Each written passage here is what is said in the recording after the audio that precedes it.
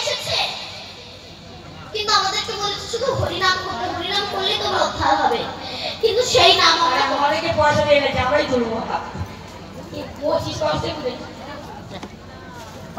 কিন্তু তার নামটাই আমরা করছি।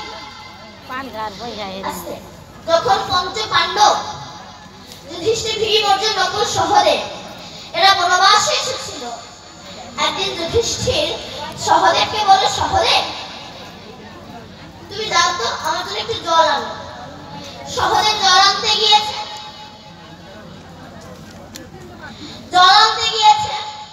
একটা সুন্দর পুষ্করিণী দেখে তার থেকে যখন জলটা নিতে গিয়েছে, তখন একটা ধর্মরাজ সাদা বাঘ সহদেবকে বলে, সহদেব দাঁড়াও, আমার 4টে প্রশ্নের উত্তর দিয়ে তবেই তুমি জল স্পর্শ করবে। সেই টাকা পাইনি, পান খাওয়াইছে, টাকা শুরু হয় তবেই তুমি জল স্পর্শ করবে। সহদেব কান দিলেন, একটা বক আমাকে শিক্ষা দেবে? কান দিলেন না। যেই না জল স্পর্শ করলো, সঙ্গে সঙ্গে মারা গেল। যুধিষ্ঠির ভাবছে এতক্ষণ পাঠালাম তবু ফিরে এলো না। ভীম তুমি যাও তো, একই ঘটনা। তারপর অর্জুনকে পাঠালো, তারপর নকুলকে পাঠালো, একই ঘটনা। তখন যুধিষ্ঠির হচ্ছে সবাইকে পাঠালাম, কেউ ফিরে এলো না। এবার যুধিষ্ঠির নিজেই এসেছে, এসে দেখছে তার 4 ভাই মরে জলে ভাসছে। যেই না যুধিষ্ঠির জল স্পর্শ করতে যাবে, সঙ্গে সঙ্গে সেই ধর্মরাজ বাঘ বলে, দাঁড়াও যুধিষ্ঠির, আমার 4টে প্রশ্নের উত্তর দিয়ে তবেই তুমি জল স্পর্শ।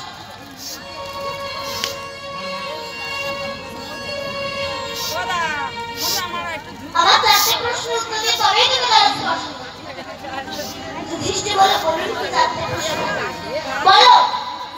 কিবা বার্তা, কিবা আশ্চর্য পদ বলিতারে, আর বন্ধন সুখী হয় বিশ্ব চরাচর। কিবা বার্তা? যুধিষ্ঠির বলছে কিবা বার্তা অর্থাৎ আমার সংবাদ শুনতে চান? আমার সংবাদটা খুবই খারাপ। কেন? যে কারণে আমার পৃথিবীতে আসা সেটি হলো নৈরাশ্য। আমি বেসেছি এ জগতের ভালোবাসা, আমার হৃদয় হলো না কৃষ্ণ ভালোবাসা। বাবা এইবার বলো তো আশ্চর্য কি বলে জানেন? আমার বাড়ির পাশে একটা বাড়ি ছিল, সেই বাড়ির মালিক কত আরামপ্রিয় ব্যক্তি ছিল। তার সেন্ট সাবান না মাখলে তার দিনই যেত না, তার ছজনা শুধু ছিল হাত পা টেপার জন্য। কিন্তু আশ্চর্যের বিষয় কি জানেন? সে ব্যক্তিটি যখন মারা গেল, তার সম্বল হলো বাঁশের খাঁচা, বাঁশের দোলা। সেই বাঁশের দোলায় চড়িয়ে 4 জন কাঁধে নিয়ে বলো হরি বলতে বলতে নিয়ে গিয়ে একে চিতায় তুলে দিল।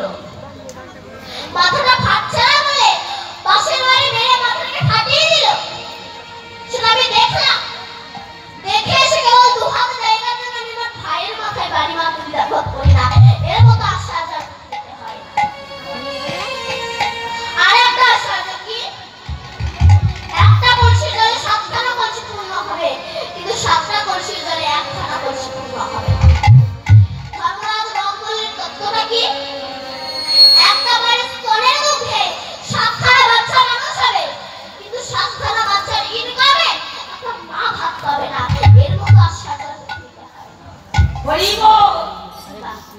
এবার বলো পদ বলে মাকে বলে না মহাজনস্য গতস্য পন্থা। মহাজন যে পথ অনুসরণ করেছে সেই পথ অনুসরণ করি না বলেই তো আমাদের এত দুঃখ, এত কষ্ট।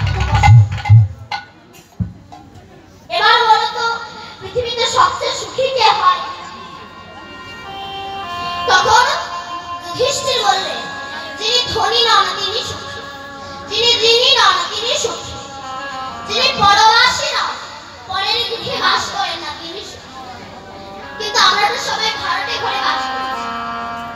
দেখবেন কোনো একজন ব্যক্তি যদি ভাড়াটে ঘরে বাস করে, সেই ঘরের কিন্তু একটা মেয়াদ থাকে। মেয়াদ যদি শেষ হয়ে যায়, মালিক যদি বলে ঘর ছেড়ে দাও, লিমিটের মধ্যে ঘর ছেড়ে দিতে হবে। এই যে দেহটা দেখছেন না, এই দেহটা তো কার? দেহটা কি আমার?